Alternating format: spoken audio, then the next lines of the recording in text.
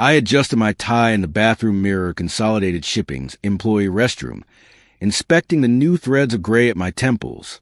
54 years old, and I still care how I looked at work. Unlike some, 23 years at the same company had taught me that appearances mattered, especially when dealing with Richard Harmon. Got another big meeting with the regional director today. I told my reflection, and another chance for Richard to take credit for my quarterly reports. I splashed cold water on my face. No use getting worked up before the day even started. I dried my hands, straightened my shoulders, and headed for my cubicle in the logistics department, where I'd spent the better part of my adult life. The office was already buzzing with activity. Young college graduates with their expensive degrees were clustered around the coffee machine, laughing about something on someone's phone. They always looked at me like I was a relic, the old man who still printed emails and kept paper files. But I had survived 4 company restructures and 3 economic downturns. I knew what I was doing. Wheeler, my office. The booming voice of Richard Harmon, operations manager and self-proclaimed visionary of Consolidated Shipping, silenced the room. I felt my stomach clench the way it always did when Richard called me out in front of everyone. I set down my worn leather briefcase and headed toward the corner office with its glass walls and expensive ergonomic furniture.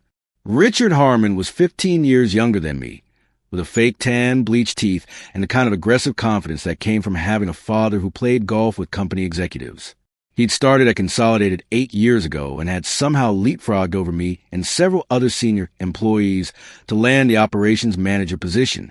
I still remember the day Richard had been introduced as my new boss, the same day I had been passed over for promotion after meticulously preparing for the interview and even buying a new suit. "Close the door," Richard said, not looking up from his computer. His desk was immaculate as always. Nothing but a laptop, a company award for an initiative I designed, and a framed photo of Richard shaking hands with the CEO. I shut the door and waited. Richard liked to make people stand, liked to let the silence stretch uncomfortably. It was one of his power moves. "The quarterly logistics summary," Richard finally said, swiveling to face me. "Is it ready for the regional meeting today?" "Yes, sir. I emailed it yesterday afternoon, just as you asked. All the data analysis, cost-saving recommendations, everything." I didn't get it. I blinked. "I have the sent confirmation. Would you like me to forward it again?" Richard leaned back in his chair, expensive Italian loafers up on the desk. "Don't bother. I looked at the other department reports this morning. They're all using the new data visualization format from corporate. Yours is probably in the old style, isn't it?" I felt my face grow warm. The memo about the new format came out yesterday at 4:30. I'd already completed my report, but I can quickly. The regional director is coming at 11. Richard cut me off. I need it in the new format with all the same information, plus a breakdown of the Johnson account issues from last month. Richard glanced at his Rolex. "It's 8:15 now. That gives you less than 3 hours. The Johnson account will require a separate analysis. That wasn't part of quarterly. Are you saying you can't do it?" Richard's smile was cold. I recognized the trap. If I said no, Richard would tell everyone I couldn't handle my job anymore. If I said yes, I'd be killing myself to meet an impossible deadline. "I'll get it done," I said. "That's what I like about you, Wheeler. Always reliable." Richard turned back to his computer, dismissal clear. "Oh, and when you update those visualizations, make sure they pop. The regional director loves a good graph." I returned to my desk, already calculating how to rebuild the entire report and add the Johnson account analysis in less than 3 hours. I'd have to skip lunch, but that was nothing new when Richard set me up like this. "Rough morning already?" asked Elaine from the cubicle beside mine. At 62, she was the only person in the department older than me. We'd started within months of each other back, when the company still had a pension plan and holiday parties with actual bonuses. "Richard didn't get my report," I said, booting up my computer. "Convenient, since corporate changed the visualization requirements yesterday afternoon." Elaine snorted. "Convenient is right. I saw him delete an email from you yesterday, before leaving." I was dropping off the Henderson files, and he did that thing where he pretends you're not there while he finishes whatever he's doing. I smiled despite myself. The classic Richard Invisible treatment. Exactly. Clear as day. He clicked your email and hit delete without even opening it. I wasn't surprised. It was classic Richard. Setting me up to fail, then swooping in to save the day by presenting my work as his own emergency creation. 3 hours to redo everything and add the Johnson account. I sighed, pulling up the necessary files. Need help? Elaine offered. I could pull the Johnson data while you redo the visualizations. I wanted to accept, but last time Elaine had helped me meet one of Richard's impossible deadlines, Richard had written her up for neglecting her own work. Better not, I said, but thanks. I'll manage. And I did manage, barely. For the next 2 hours and 45 minutes, I worked without stopping. My fingers flew over the keyboard as I rebuilt every graph, chart, and table to match the new corporate template. I pulled the Johnson account data, analyzed the delivery discrepancies, identified the pattern of errors, and created a series of recommendations that would save the company thousands if implemented. At 10:50, just as I was putting the finishing touches on the report, Richard strolled by. How's it coming, Wheeler? Regional director just pulled into the parking lot.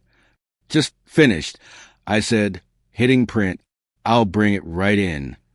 No need, Richard said smoothly, reaching over to insert a thumb drive into my computer. I'll take the file. Just send me the digital version. Jones from accounting is joining us too. I watched as Richard copied the file. We both knew what would happen next. Richard would present the entire report as his own work, including the last-minute Johnson analysis. He'd take credit for the cost-saving recommendations, the error identification, everything. And if any problems were found, he'd mention that my team member Wheeler pulled the initial data. Good work getting this done, Richard said, pocketing the thumb drive. I knew I could count on you. It wasn't praise, it was gloating. As Richard walked away, I felt that familiar burning sensation in my chest. Not quite anger, not quite resignation, but a corrosive mixture both that had been eating away at me for years. The regional director's visit went exactly as I expected. Through the glass walls of the conference room, I could see Richard gesturing enthusiastically at the presentation screen, pointing to my graphs and no doubt taking credit for identifying the Johnson account issues. Twice, Richard caught my eye through the glass and smirked slightly before returning to the performance. How was the meeting? Elaine asked when Richard finally emerged, walking the regional director to the elevator. Couldn't tell you, I replied. Wasn't invited, but based on the handshakes and back-patting, I'd say Richard is having another very successful day presenting my work. You should say something, Elaine said, not for first time. Document it. Go to HR. I shook my head. HR reports to operations now, remember? Which means they report to Richard. Last person who complained about him suddenly found themselves on a performance improvement plan. That had been Craig from sales support, who'd questioned why Richard had changed the commission structure right before Craig's biggest deal was finalized. 2 months later, Craig was gone, and Richard had reorganized the sales support team to report directly to him. Well, something's got to give. Elaine said, you can't keep doing this until retirement. Retirement. The word hung in the air like a distant promise. I had once imagined retiring at 60 with a decent pension, maybe consulting part-time. Now, at 54, I was looking at another 11 years minimum before I could even consider it. 11 more years of Richard Harmon. That evening, I stayed late as usual. The office gradually emptied as people headed home to their families. Richard, of course, had left promptly at 5, making sure everyone saw him walking out with his golf clubs, heading to meet some executives from corporate at the country club. I used the quiet time to catch up on the work I neglected while recreating the report. At 7, I finally shut down my computer and packed my briefcase. As I was leaving, I noticed a light on in the janitor's closet. Working late too, Mr. Rogers? I asked the elderly custodian, who emerged with his mop bucket. Always, Mr. Wheeler, always, Harold Rogers replied with a tired smile. At 71, He should have been retired years ago, but Harold had confided once that he'd lost most of his savings in the 2008 crash. Just finishing up the executive floor bathrooms. "Have a good night," I said, heading for the elevator. "Oh, Mr. Wheeler," Harold called after me. "Found this in Mr. Harmon's trash. Thought it might be important." He handed me a crumpled paper, a printout of an email from corporate HR. I smoothed it out, ready to tell Harold it was probably confidential, when a sentence caught my eye. All operations managers must submit their strategic succession plans by the end of the month, identifying potential replacements for their position, and any senior team members eligible for retirement within the next 5 years. My heart sank. Richard was being asked to identify his potential successor, and to identify anyone like me or Elaine who might retire soon. Given Richard's history, this was dangerous information. He'd use it to start pushing us out, bringing in younger, cheaper replacements he could more easily control. "Thank you, Harold," I said, folding the paper carefully and putting it in my pocket. "This is actually very important." That night, I couldn't sleep. I kept thinking about the succession planning email and what it meant. Richard would never identify me as a potential successor, despite my experience and institutional knowledge. Instead, he'd use this as an opportunity to put in writing why I was inadequate. Too old, too set in my ways, not innovative enough. For years, I had kept my head down, done excellent work, and hoped that eventually Richard would either move on to another company or that someone above him would recognize Richard's tactics. But it hadn't happened. Instead, Richard had consolidated his position, gained more authority, and become ever more brazen in exploiting his employees. The next morning, I arrived early, determination giving me energy despite my sleepless night. I checked my calendar. There was a mandatory department meeting at 10 o'clock. Richard's meetings were always the same.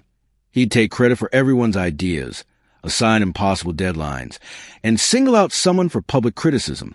I had been that someone too many times to count. As expected, Richard swept in at 10:15, making everyone wait. "Good morning, team. Big things happening today." I watched as Richard launched into his usual performance, pacing at the front of the room like a motivational speaker. Today's topic was innovation and adaptation. Rich coming from someone who hadn't had an original idea in his career. "We need fresh perspectives, people willing to embrace change," Richard was saying, his eyes lingering meaningfully on me and Elaine. "That's why I'm announcing a special project team for the new automated logistics system." He listed 5 names, all employees under 35, all people Richard had hired directly. Not a single experienced logistics specialist among them. "This team will design our future workflow," Richard continued, "and I'll be mentoring them personally." I knew what this meant. Richard was creating a parallel team that would eventually replace the current logistics specialists. People like me who actually understood the complexities of the business. It was a classic Richard move. Create something new that he controlled entirely. Prove it's more efficient, usually by having the existing team do the real work behind the scenes, and then push out the veteran employees. After the meeting, I stopped by Elaine's desk. "You saw what he's doing?" Elaine nodded grimly. "Setting us up for early retirement, except without the benefits." "I'm not going to let him do this," I said quietly. "Not again." "What can you do?" Elaine asked. "You've said yourself that going to HR is useless." "I'm not going to HR," I replied. "I'm going to beat Richard at his own game." For the first time in years, I felt something other than resignation when thinking about my boss. I felt a spark of the strategic thinking that had once made me the department's most valuable employee. Richard played office politics like a grandmaster, but he'd grown complacent, certain that older employees like me wouldn't fight back. My plan began simply: documentation. I started keeping detailed records of every interaction with Richard, every assignment, every deadline change, every instance of credit being stolen. I recorded dates, times, and witnesses. I saved emails and made note of deleted communications. But I knew documentation alone wouldn't be enough. Richard was too protected by his connections. I needed leverage. And for that, I needed to understand exactly what Richard was doing with the company's resources. Over the next few weeks, I volunteered to stay late, offering to help with special projects that gave me access to departmental budgets, scheduling systems, and personnel files that Richard controlled.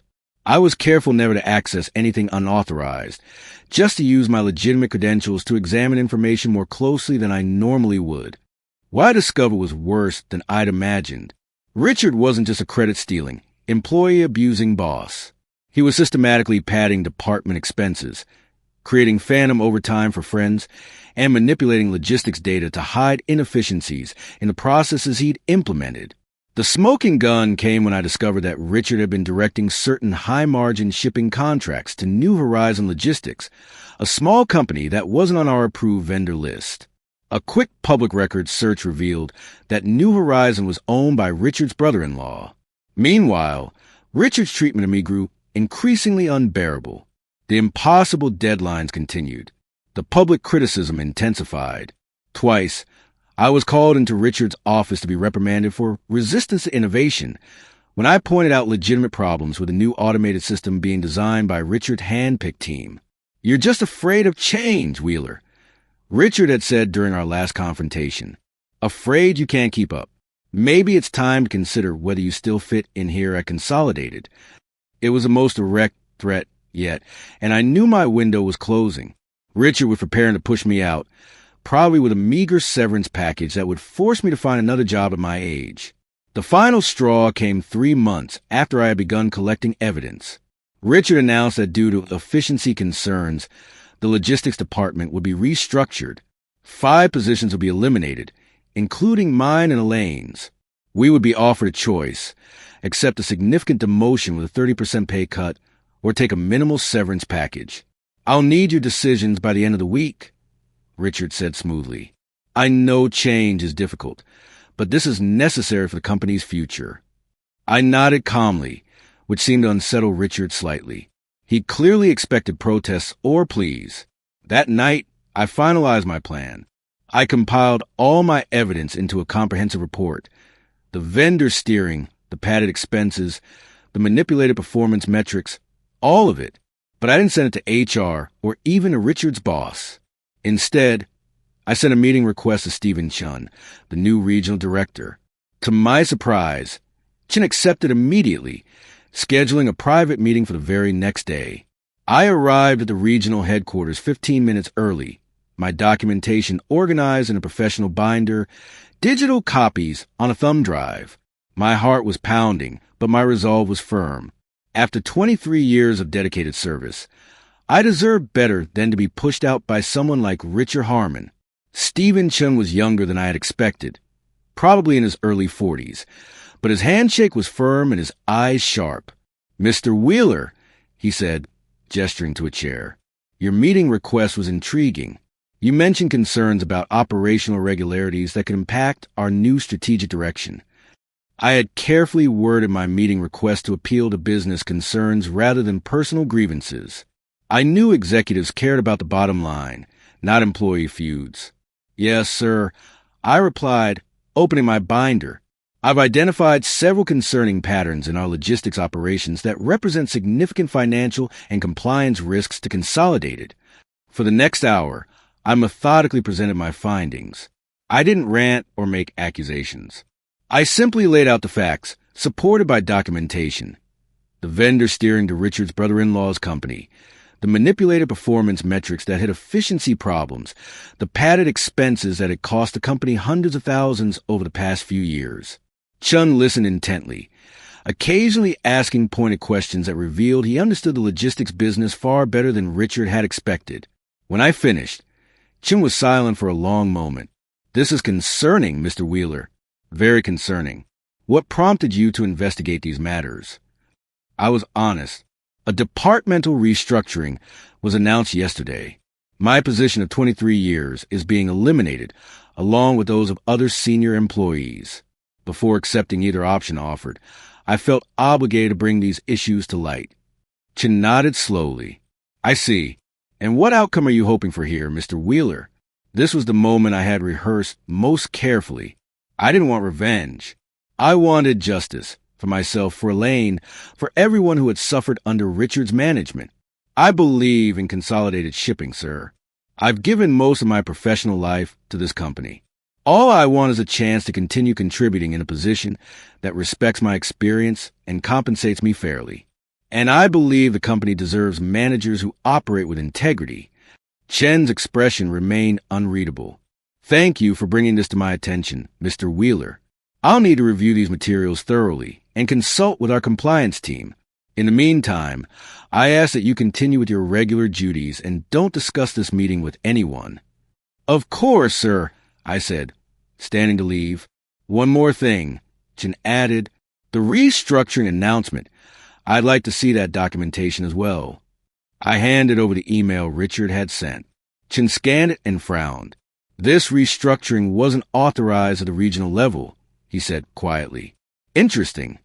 The next 2 days were the hardest of my career. I went to work as usual, enduring Richard's smug glances and thinly veiled comments about making room for the future. Elaine and I had both received formal letters detailing our options, demotion or departure. We had until Friday to decide. On Thursday afternoon, my phone rang. It was Stephen Chen's assistant, requesting my presence at regional headquarters the following morning at 9 a.m. No explanation was given. That night, I barely slept. Had I made a terrible mistake? Would I arrive tomorrow to find Richard and the company's attorneys waiting to accuse me of violating confidentiality? Or worse, would Chen simply thank me for my information and then send me back to accept whatever fate Richard had planned? Friday morning dawned clear and cold. I dressed in my best suit, the one I saved for special occasions, and drove to the regional headquarters. My hands were steady, but my mouth was dry as I announced myself at reception. To my surprise, I was led not to Chen's office, but to a conference room where several people were already gathered. Stephen Chun was there, as was an older woman I recognized as the head of corporate compliance. There were 2 other executives I didn't know, and Richard Harmon. Richard's face went pale when I walked in. He started to say something, but Chen cut him off. Mr. Wheeler, thank you for joining us. Please have a seat. For the next 2 hours, I watched as my carefully compiled evidence was discussed in excruciating detail. Richard attempted several defenses, claiming misunderstanding, blaming subordinates, insisting he'd been about to report certain anomalies himself, but the documentation was too thorough. Finally, Chen turned to me. Mr. Wheeler, thank you for your diligence in this matter. The company takes these issues extremely seriously. Mr. Harmon will be leaving Consolidated effective immediately. Richard looked stricken. You can't. I have connections at corporate. My record. Your record, the compliant executive said coldly, is precisely the problem, Mr. Harmon. We'll be contacting you regarding potential recovery of misappropriated funds. Security was waiting outside to escort Richard from the building. As he passed me, Richard hissed, You'll regret this. Nobody likes a snitch. Chen overheard. That's enough, Mr. Harmon. Mr. Wheeler has demonstrated exactly the kind of integrity and commitment to this company that we value. After Richard was gone, Chen explained that the restructuring had been completely unauthorized. Richard had been preparing to eliminate positions to cover his tracks as he took a job with a competitor, planning to blame the subsequent operational problems on the aging workforce he'd removed. We have a serious gap in our logistics leadership now, Chen said. Mr. Wheeler, the company would like to offer you the position of interim operations manager with the possibility of making it permanent after a 90-day evaluation period. The salary would be commensurate with the role, of course. I was stunned. Thank you, sir.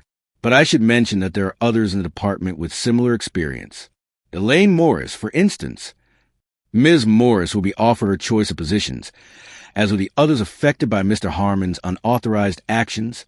Chen assured me, we value institutional knowledge, Mr. Wheeler.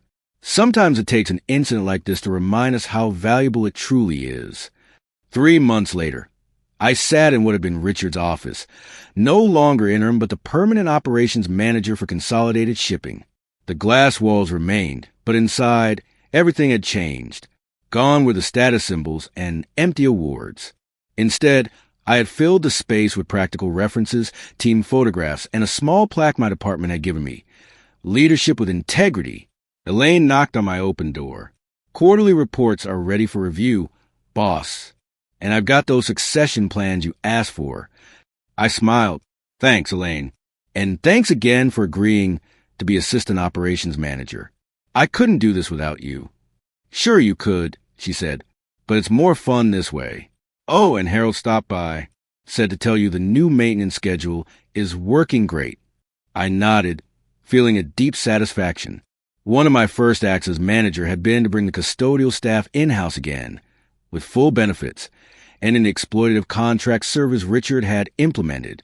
The phone rang. Stephen Chun, checking on the quarterly projections. I assured him we were on track for our best performance in years. After hanging up, I took a moment to look out over the department floor. People were working diligently, but without the fear that had permeated the office under Richard. They approached each other freely, shared ideas, collaborated. The innovative logistics system was actually taking shape now that experienced staff were involved alongside the younger team members.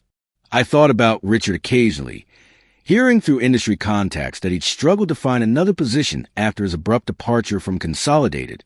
The compliance investigation had resulted in a substantial settlement payment, effectively wiping out the gains from his years of manipulation.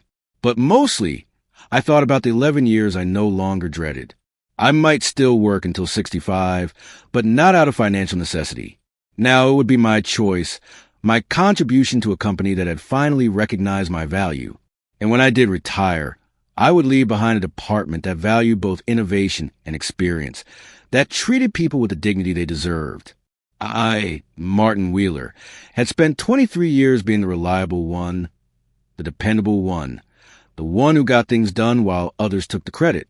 Now, finally, I was also the one who got the last laugh, not through revenge or dramatic confrontation, but through the quiet power of documented truth and patient persistence. And that, I reflected as I turned to review Elaine's reports, was worth all the years of waiting.